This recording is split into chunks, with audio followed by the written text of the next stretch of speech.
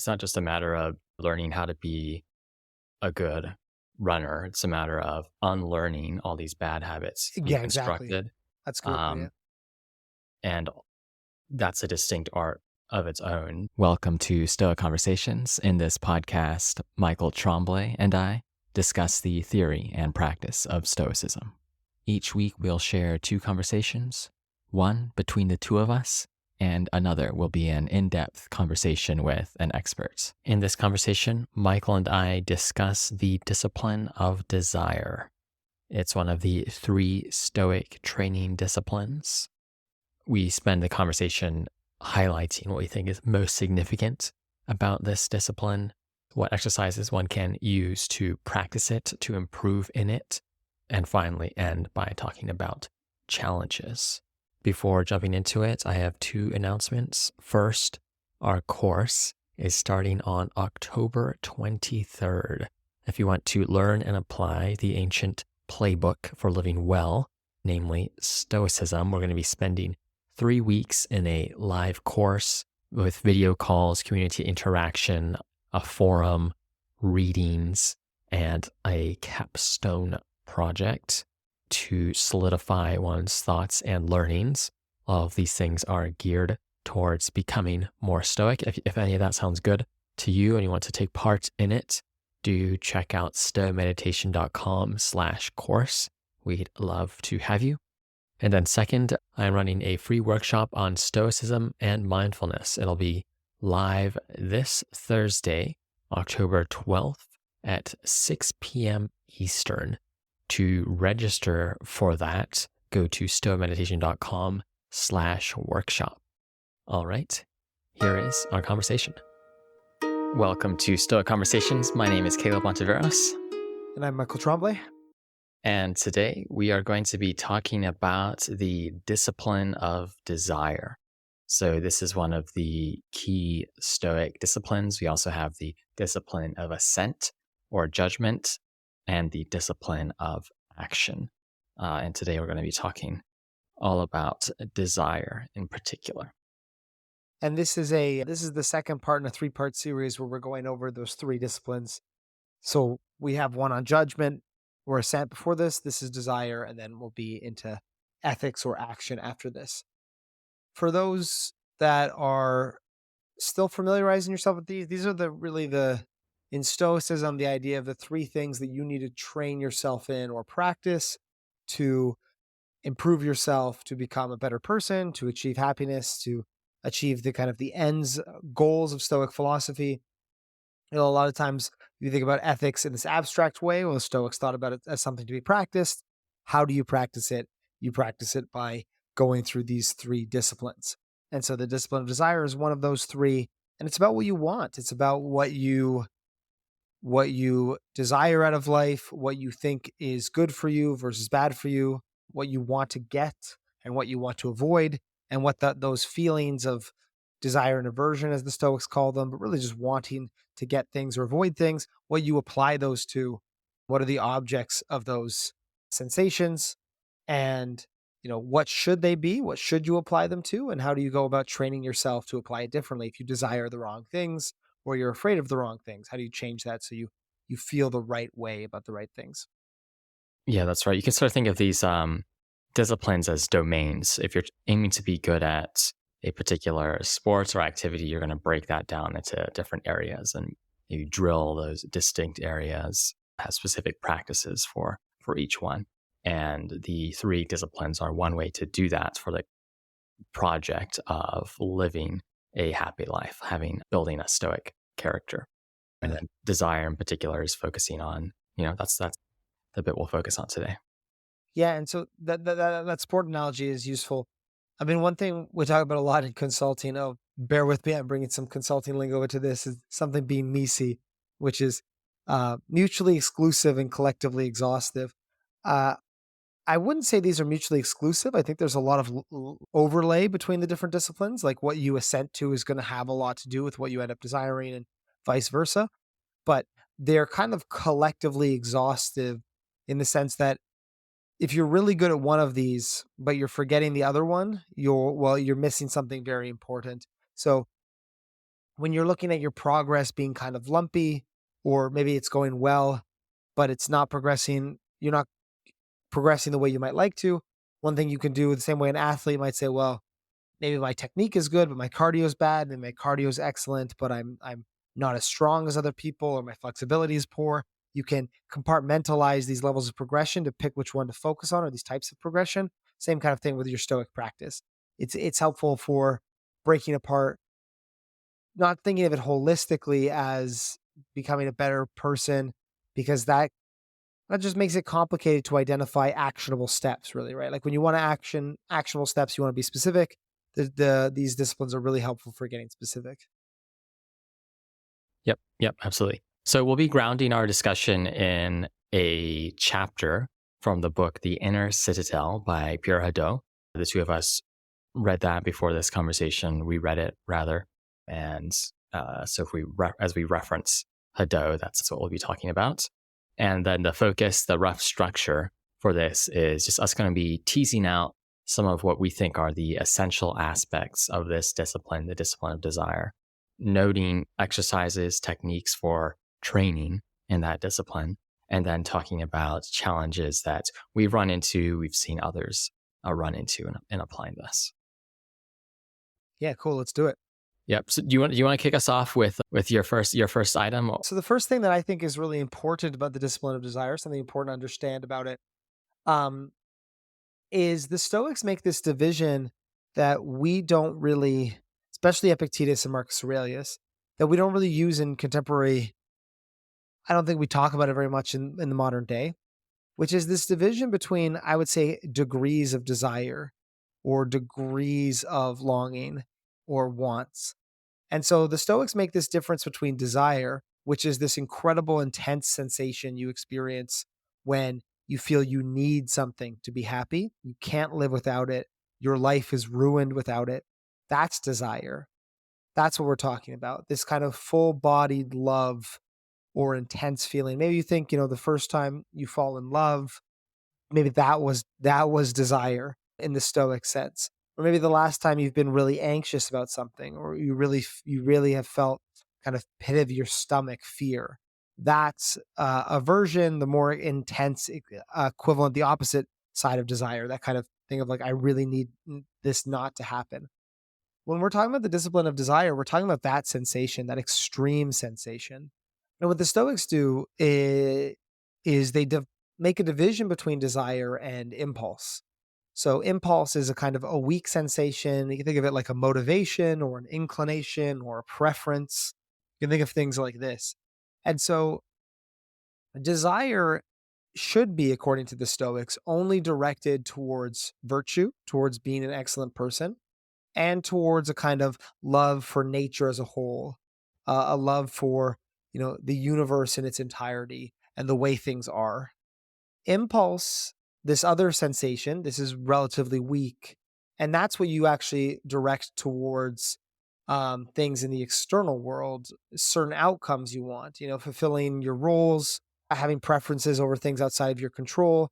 In Stoicism, you can have people often think about, well, if you're a Stoic, how do you act, or how are you just not totally passive in the external world? And part of that is, well, you're committed to being a virtuous person. But the other thing is, like, you can have impulses, you can have preferences. You can say, I'd like to go to the park today, and you can set a plan to go to the park.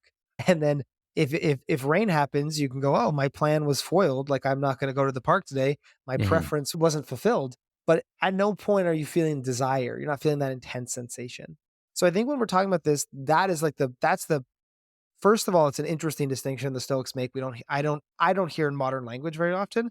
And second, that's what we're talking about when we're talking about the discipline of desire, is like, what do you feel that intense sensation towards? And so first thing that I think is important before we jump into it was to make that division. Yeah, that's useful. It's sort of, like, what's the thing that you're willing to go all in on, and then how is that going to shape your life? Yeah, totally. Yeah. And then the discipline of desire is going to be it's going to make that distinction, but then it's going to say, well, these are the kinds of things that you should desire. Namely, Right. you should desire virtue. You should have a kind of an appreciation, a love of the way. But But these things that are outside of your control, these things that are not up to you, should never desire them, nor should you be fearful of them. Nor should you be averse to them or feel my life will be ruined if something happens, anything outside of my control happens. So it's about saying, don't give up this desire, don't be apathetic, but focus it like a light, like a laser, onto one specific thing, which is that virtue and that love for the universe. That's the target. That's the goal. If you do that, you've mastered the discipline of desire. And Mhm. everything else is just getting there. It's just, well, easier said than done. And how do you become that kind of person that Right, only right. desires virtue? Yeah, I think it's, one thing that sticks out to me in this discipline is that mastering desires and aversion is sort of like the root project or purpose of philosophy, not just Stoicism, but other philosophies as well. I think initially you might think, what's required for a happy life? Well, all these external factors, it might be one common answer: wealth, power, reputation, pleasure. But what the Stoics will say, what we just had an episode on Buddhism as well, the Buddhists will say is, no, it's a matter of fact, becoming happy is a matter of mastering your basic desires and aversion. And that is no easy task by any means. But on the positive side, it's something that one has a say in. It's something that one can shape over your life, as opposed to these other factors of life, wealth, power, reputation, pleasure, that are just going to be up to the contingencies of chance. And as you say, part of recognizing that is, in fact, the discipline of desire, coming to love fate, willingly embrace whatever happens that's out of your control. And then while pointing yourself towards just being excellent in whatever circumstances you find yourself in, whatever situations you create. Yeah. And I mean, I guess a different way of putting this, sticking to the sport analogy, as I often like to do, is that, many sports involve strength. They might manifest strength in different ways, but it's all strength. And so there's a discipline of desire in Stoicism, there's a discipline of desire in Buddhism, there's a discipline of desire in Epicureanism, right? Epicureanism is about ancient Greek philosophy of maximizing pleasure. And it was saying, if you go around and you want all these kinds of things, you're going to suffer a lot, right? You got to get your desire under control. Same thing I think about Plato's Republic. Plato's Republic is about achieving happiness by having the part of these desiring parts of the self, the part that desires pleasure, the part that desires honor, the part that desires rationality, getting those in the correct order. So the part that desires pleasure isn't dominating the other parts. So this, I think, yeah, you could kind of, to build on what you're saying, you could kind of expand out a discipline of desire as a fundamental part of, if not all philosophies, at least many philosophies. Then it's going to look a little bit different in Stoicism, but it's that key piece of happiness, at least in ancient philosophy, Mhm. that unifies a lot of different schools. Yeah, yeah. And I think this is where the Stoic theory of value, Stoic theory of happiness needs to come into play, because this is one theme that so many Stoics hammer on, is the thought that what we want is not aligned with what in fact is good for us. And indeed, sometimes we're averse to what is good for us.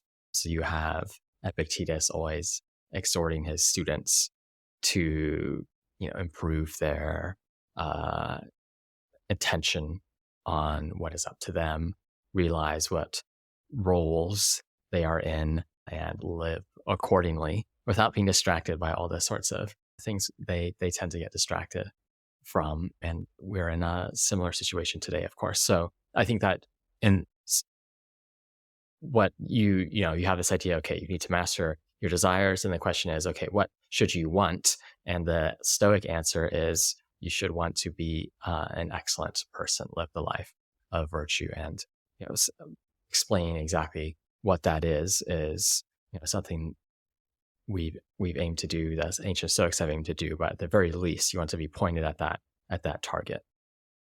Yeah, because you could have a discipline. This is important to differentiate, because when you say discipline of desires, it's not just this view of like, well, become apathetic or shrink away from the external world, like it might sound when you talk about Buddhism, Epicureanism, and Stoicism. You could have this discipline of desire that says, well, look, you shouldn't desire to be rich and famous and cool. You should desire to have a great family, or shouldn't desire, you shouldn't desire a external thing. You should desire B external thing. And that's what lots of people are going to be talking about desire all the time, about like focus your life towards a certain direction.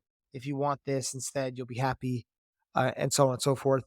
But what Stoicism does, its unique twist really, is to shrink the things that are deserving of desire into the self, or really, it's both just in the self and then the entirety of the universe at the same time too. The kind of the an appreciation for the world as it is, and a focus on improving yourself as a part of that world. Hmm. Right, right. When you discuss the discipline of judgment, you brought up how it has both the sort of basic and advanced aspects to it, the discipline of judgment. And I think the discipline of desire is similar, where you have, it's one of the first things Epictetus, it is the first discipline Epictetus tells his students to focus on, and in particular to focus on abstaining from those desires and aversions that don't point at what's fundamentally valuable. So there's that point, it's one thing to aim your desire at virtue. It's another to work on just not desiring what is of no value. And that's a basic point, but also it's a discipline, some real depth to it, especially I think when you get to the aspects of adding more detail to the picture of what the virtuous life looks like, and ensuring that you want that with all your being. And then also thinking about this aspect of loving fate, Yeah. embracing the universal nature, which that aspect is, I would say, uh, probably more on the advanced side of things.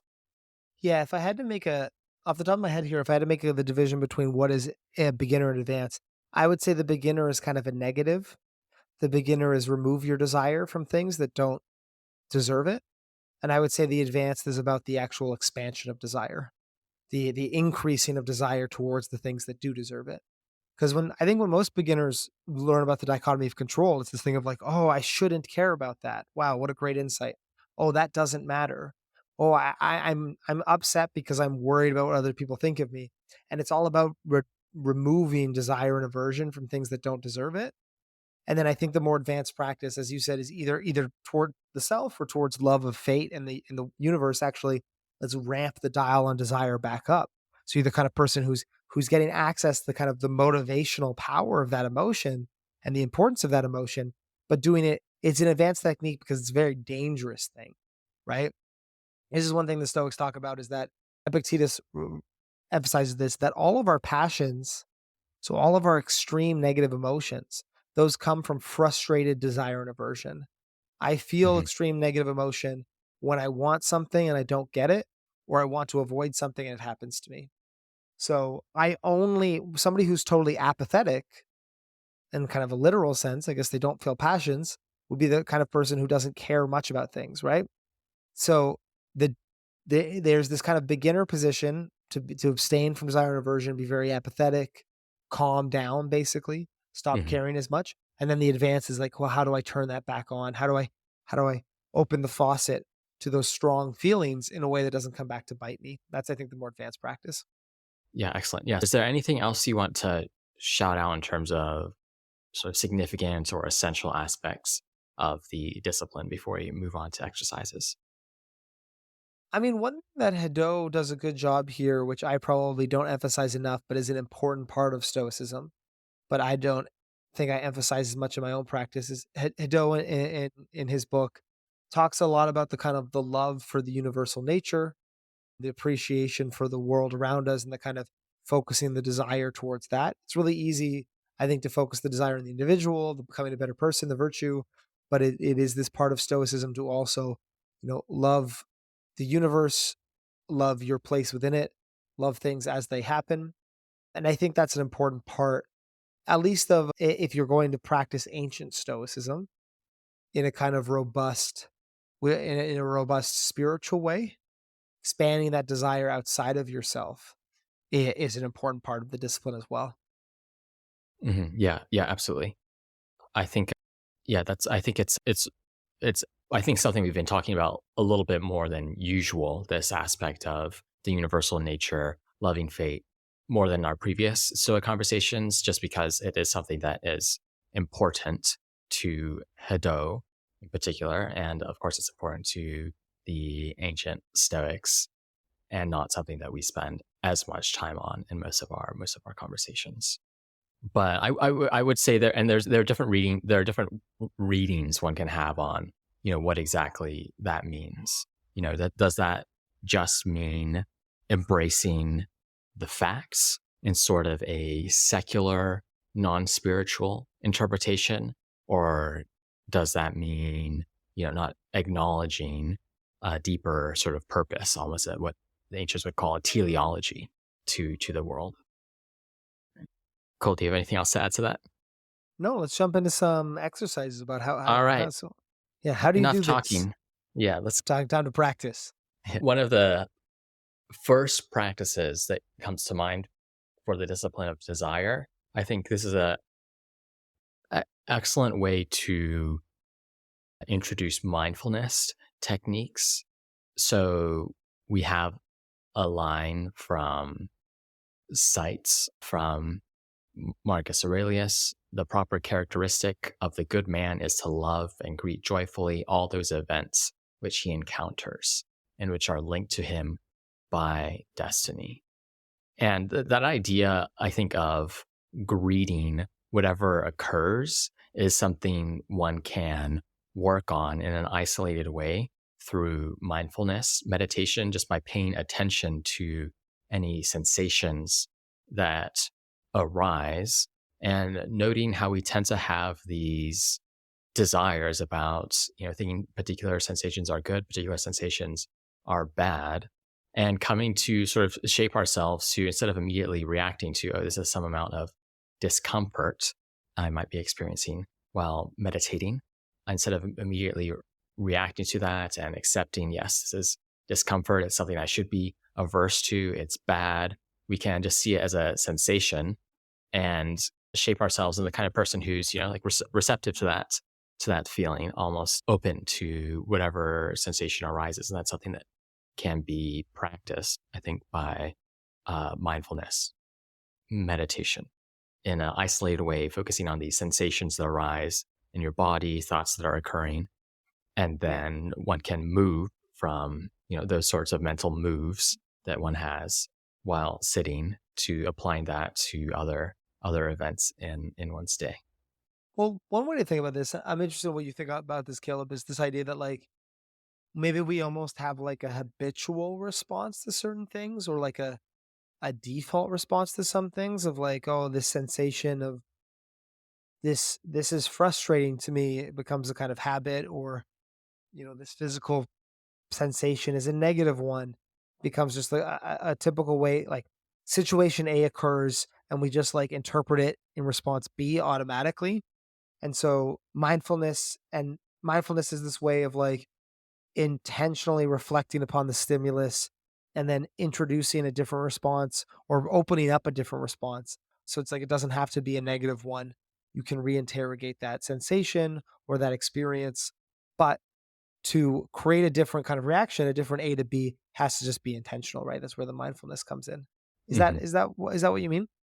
Yeah, exactly. I think you're reprogramming yourself. Yeah, In exactly. particular, we have the way desires show up for us is just we notice some stimulus, some impression, and are immediately averse to it, or immediately cling on to it as a good thing, whatever it Yeah. is. Like I think, sorry to interrupt you, but I think that like I think of something even as simple as like country music, And I might just have a thought in my mind like I don't like country music.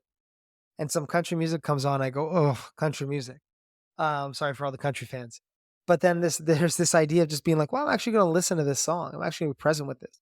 I do this a lot with like pop artists sometimes, is I'll be like, "Well, that's like just some popular music. Like that's I don't like that person, or, let's say, I don't like Taylor Swift or something." But then you sit and you actually be present and listen to the song and you go, "Well, this is actually pretty good, or there's something here that I was missing out on." mean, it's kind of a silly example, but just this idea of reopening yourself up to a reinterpretation instead of just going through your life of like, that's the kind of thing I don't like, or that's the kind of thing I avoid. Some kid who's like, I don't like Brussels sprouts. Brussels sprouts is a bad example. You get kids who are like, I don't like tomatoes, or something that's like a little bit innocuous. And they're like, they just decided they didn't like tomatoes when they were 5. And now they're 10. And they get built up around it. And it's just like, no, just actually eat that thing, sit in the moment with it and see if you can't pull any joy out of it. That's something that I'm trying to do more and more of. Just being like, I knew I checked like spicy foods. I knew I didn't like spicy foods. I'm going to see Uh-huh. if I can reprogram my engagement with this thing and change my opinion about it and just get more joy out of life. Yeah, I think the reinterpretation is another way to think about this, reinterpreting events. And if you want to put that into a meditation context, one of my favorite exercises from acceptance commitment therapy is where you just hold your breath for as long as you can, 20 seconds, 40 seconds, whatever it is, until it gets uncomfortable, and experience that. And then do the exact same thing. But this time, imagine you are willing the uncomfortable sensations into existence. And in that way, I think you're sort of all approaching the state that, the Stoic sage Hadot talks about is in, where they realize, I made these decisions to put me into this circumstance, and I can embrace whatever comes my way because either it's a result of my choice or something that was not up to me at all. And I think you can find when you do this exercise, you do in fact have the power to shape how you experience those uncomfortable sensations. Of course, those sensations are uncomfortable and they're information, namely that you need to breathe soon. So that, needs to happen. And that's something you need to recognize, of course, and will be forced to recognize. But I think that's a good exercise to get a sense of the actual power of interpretation one has. And also maybe getting a sense of that's a micro picture of what the sage might have towards uncomfortable events that arise in ordinary life. Yeah, exactly. Like to put it one way, it's like that's a descriptive example of the power that controlling your desire can have.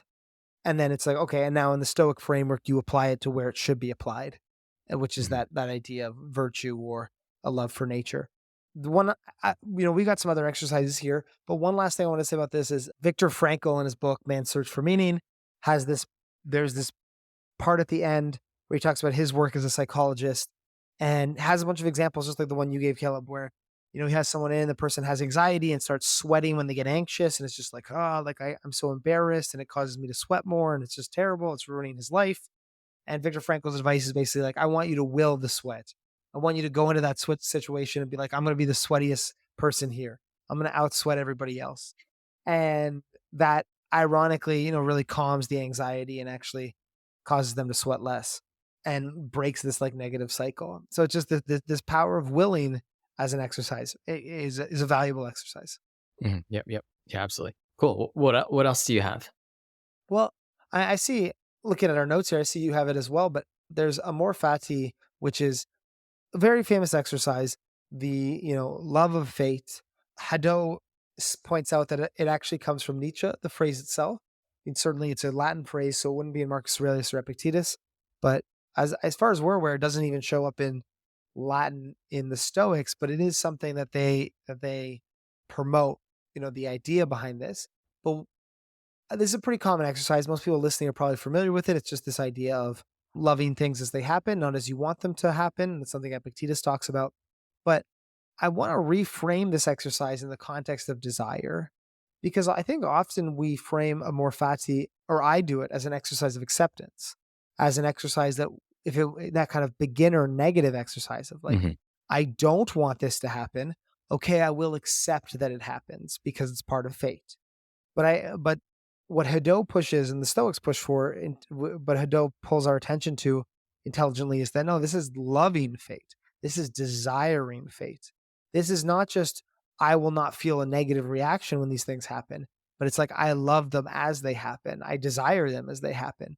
So I wanted to call attention to that and kind of reframe it that way for people who have maybe practiced this exercise for a while or thought about it. Is really emphasize say intentionally, I'm practicing the discipline of desire, and I'm going to practice this not just to willful acceptance, but willing desire of things as they happen, and see how that changes the framing or changes your experience of them. In sport, there's a phrase or an exercise that's used, which is this idea of changing I have to I get to. And that's that acceptance, and there's almost that step farther of like, I love this, or I love that I'm able to. I thought that was an important idea, and I wanted to pull attention to that distinction of Amor Fati as not just acceptance, but loving. Yeah, I think that's huge. Acceptance commitment therapy introduces this term willing acceptance to try capture the same thing.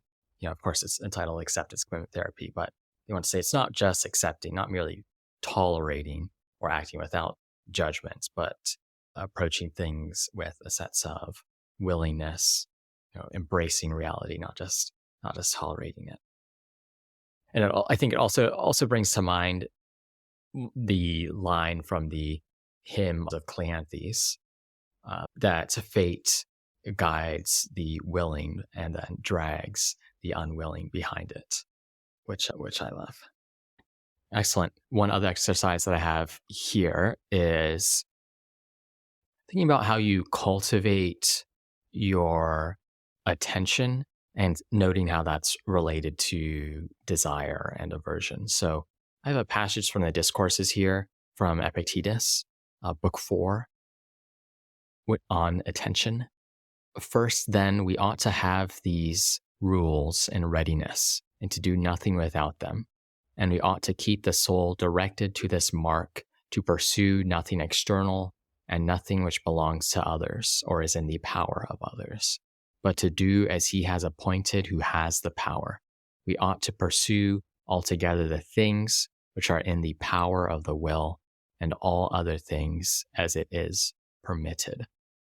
And here Epictetus is talking about one of the sort of first principles to always attend to. And I think this is related to desire and aversion, going back to this point about habituation, just because our attention both, I think, reflects our desires, how we use our attention, and also shapes our desires. And we can have these either positive or negative feedback loops around what we attend to. And I think, the person who wants to be, that excellent competitor in running, they pay a lot of attention to running. If they paid less attention to that would probably shape their desire as well as reflect it. And I think people who might be paranoid, of course, are accurately stereotyped as like the kind of person who is always thinking about that thing that they're averse to. So the reminder here, the exercise here is to keep in mind this rule. And here now we're talking about the positive aspects of the discipline of desire. What should you desire? Having the soul directed to everything that is internal, that's up to you, being excellent in your judgments and decisions. And that's something that one should just always be attending to, reminding yourself of, and cultivating that attention is going to help and also reflect the degree of, I think, desire that you have for living the Stoic life. Yeah, I mean, this is as simple as advertisement, right? Like, advertisement is an attempt to steal some of our attention to try to get to some of our desire, right? That's what marketing is. And I think there's two ways you can approach this exercise, this idea of attention. Is one, you can do it by controlling the external. And this is something I do. Like, I make sure what's on my phone is productive, or I make sure that I, don't spend a lot of time on websites that I find are, decrease my mental health or anything like this. And then the flip side of this is also controlling the internal. So practicing what you direct your attention towards. So there's that internal and external part, but that relationship on attention and desire. And I think that comes back to like that discipline of judgment and the interrelation of these disciplines, right? Like, judgment, what you think about, how you think about it, is obviously going to be influencing your desires. But this is something I do. I like carefully cultivate. I'm not sure your own practice about this in terms of attention, but I cultivate certainly, what I read about, what kind of media that I consume, because I'm very aware of the relationship that has on myself. And then that's the kind of external control. And then internally, it's like Epictetus's two handles thing. Like there's always two ways to approach a situation. There's always an aspect of a situation that's beneficial that you can pay attention to, and working on developing that kind of reflex or strength is important. And Right, right. what do you Yeah, do for this? yeah. Well, the external internal division is very, very good. I think externally noting the kinds of media you consume, of course, having time limits on social media if that's something you're drawn to, or some other form of activity that might be less than ideal. I know that it would probably be better for the two of us if in a sense, if we spent more productive time on Twitter. But I think that both of us don't find it as the kind of place that pulls our attention on what really matters. See, I find, So, yeah, this could be an entirely different episode, but just the art of like AI algorithms, and I'm speaking outside my wheelhouse. You might have a better knowledge of this, but this attention game, right? This like rage baiting, this what has the most interactions, regardless of the quality of that interactions, getting prioritized in these kind of spaces, and how that produces a negative feedback loop in the people consuming it, right? I think that all ties into this idea of the interconnection between attention and desire. right, right. Yep, yep. I think even just one other time you have this sort of in cognitive behavioral therapy and also in mindfulness, of course, this practice of labeling your thoughts, your sensations as they occur. But you can also label thoughts by whether they're up to you or not. And that performing that either in a meditation or maybe even at the end of the day, thinking about, oh, these are some of my key desires, then noting, were they up to you, were they not? And thinking about how can you move more of your thoughts into the sorts of things that were up to you, and become like the kind of person who slowly moves in that direction. Yeah, because it's very rewarding. I think stoicism can sound kind of lame sometimes, and in many ways, I mean, it's not this life of wild hedonism in one respect, but it is very rewarding once you start to have the kind of life where you desire things that are up to you. Where you place more and more of your desires on things that you have control over. That is actually there's a great sense of agency and empowerment in that kind of life. It sounds opposite. It sounds like, oh, it's like Nietzsche's criticism, right? It sounds like Stoicism is the life deniers, the people who are not doing anything or like afraid of engaging. I find myself when I get in the kind of life where I'm like, where all I'm worried about is, doing my best against these set of tasks that are within my control. I find those kinds of lives the days where I feel most alive because I feel like I have Mhm. the most amount of agency in them and the most amount of input. I'm not a passive observer. I'm not somebody like waiting for my slot machine to come up positive or negative. I'm the decider, and then those kinds of days are really impactful. Like it's a big difference when you start to pull your desire over into that side. It's a more enjoyable thing to desire is the point. Yeah, yeah, yeah, absolutely.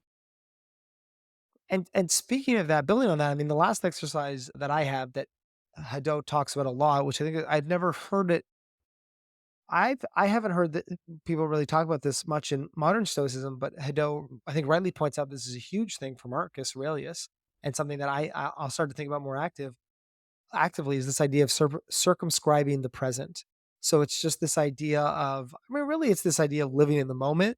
It's this idea of focusing on the current moment. There's a quote from Marcus here that Hadot provides, which is, "Don't trouble yourself by representing to yourself the totality of life in advance.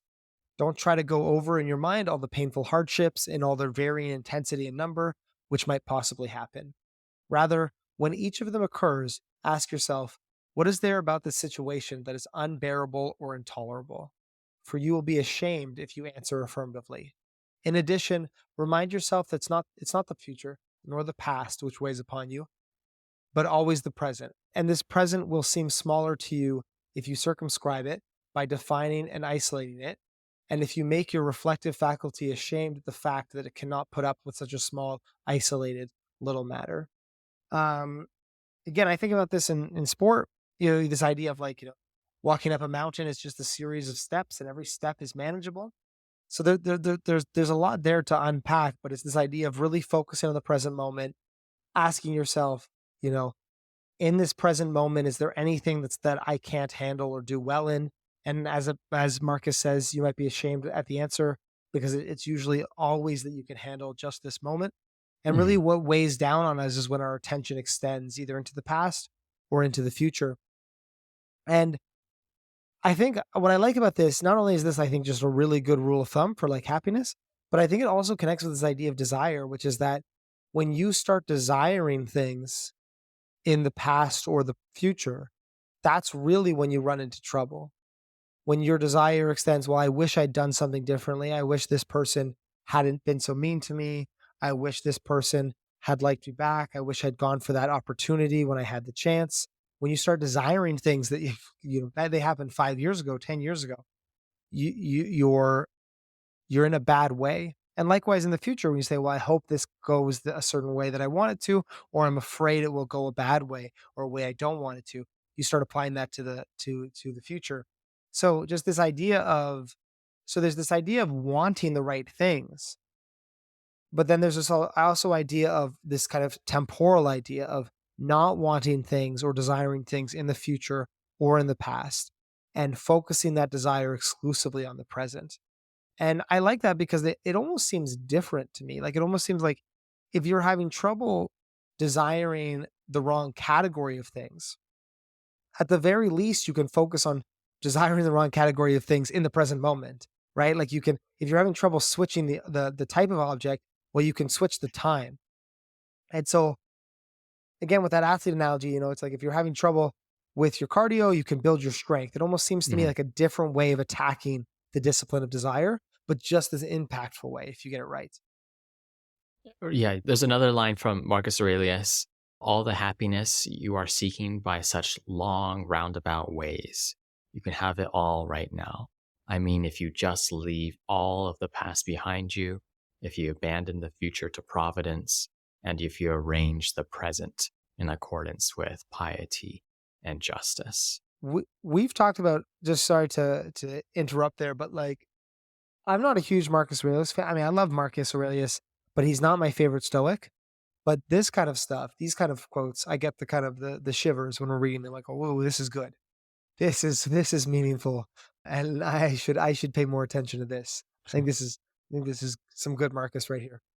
Yeah, this is top tier Marcus Aurelius.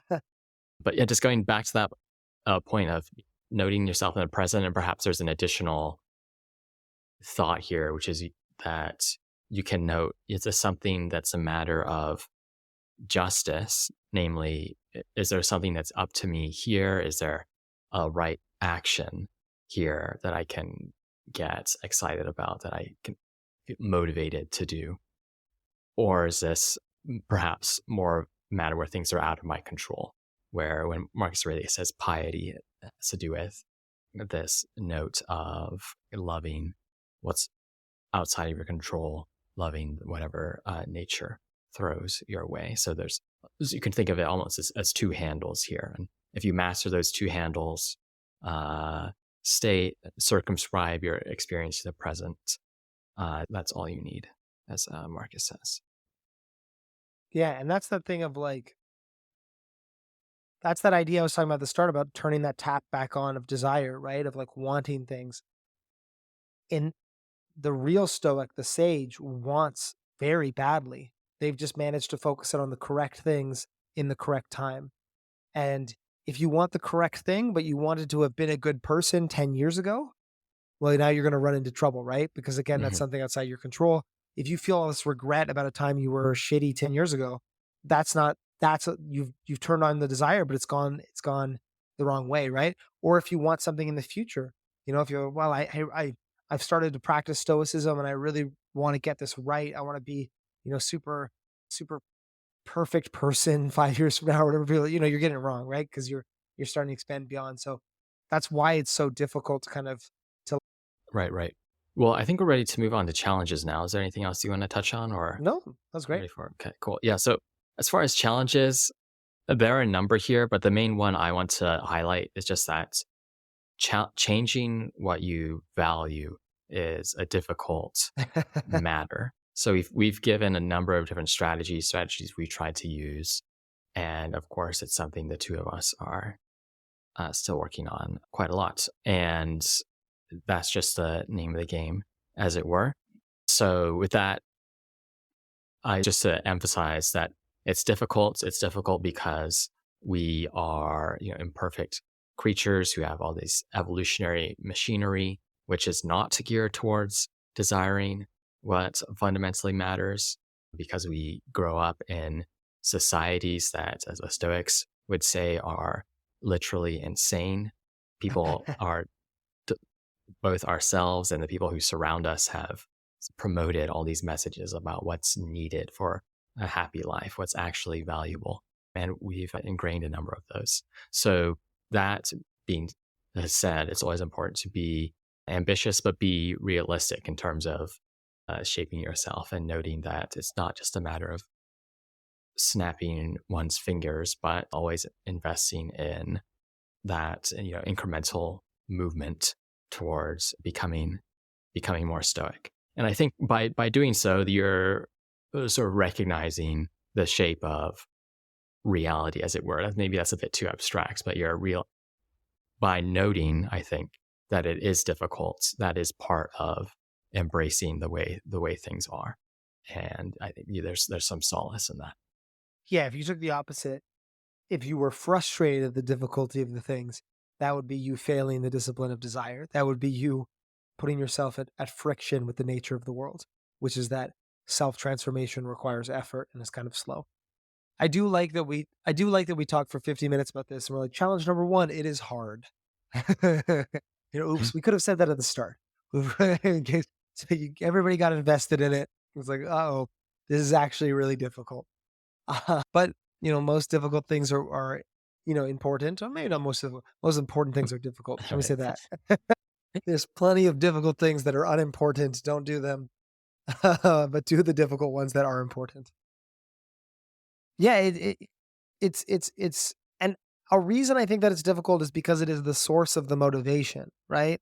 Mhm. So if I feel a strong motivation to become an excellent runner, then it's almost like a knowledge issue. Like it's almost like I'm just going to go and I'm going to practice and I'm going to become a better runner.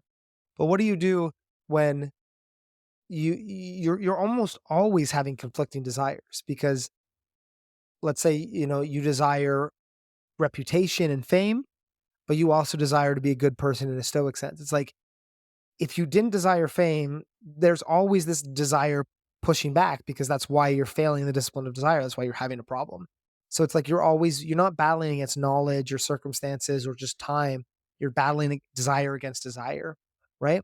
Which in the Stoic view is you're battling beliefs that you've internalized, that you've been socialized into against what you've learned and practiced through your philosophy and your mindfulness. And so that's hard because there is a strong motivational force to the opposite. It's not just difficult in that it's externally hard to achieve. There's a part of you that's fighting against this whenever you're trying to change your desires. Right, right. It's not just a matter of, learning how to be a good runner. It's a matter of unlearning all these bad habits Yeah, you've exactly. constructed. And that's a distinct art of its own. But then you also have to add that those bad habits you have are something you, in a sense, value, and you have those for a reason. They're probably playing some purpose in your life that you also need to work through.